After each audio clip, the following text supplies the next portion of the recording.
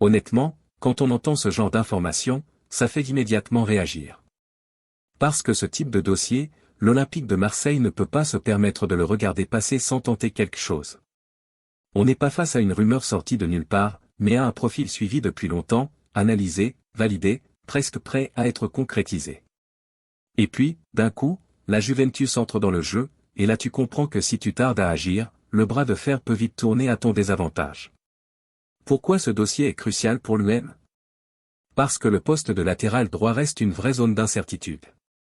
Oui, Timothy Weah apporte des garanties, personne ne le conteste.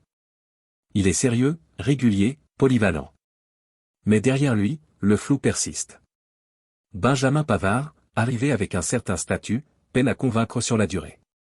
Trop irrégulier, alternant le très bon et le très moyen.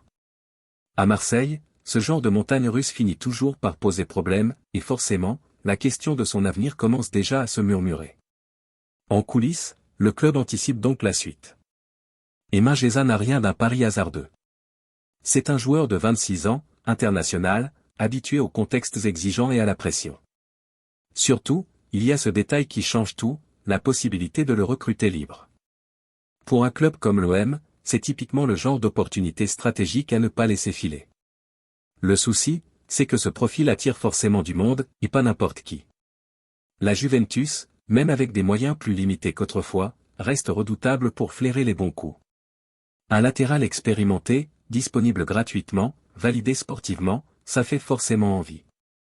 Et quand un club de ce calibre se positionne, Marseille n'a plus le droit à l'approximation dans sa manière de convaincre.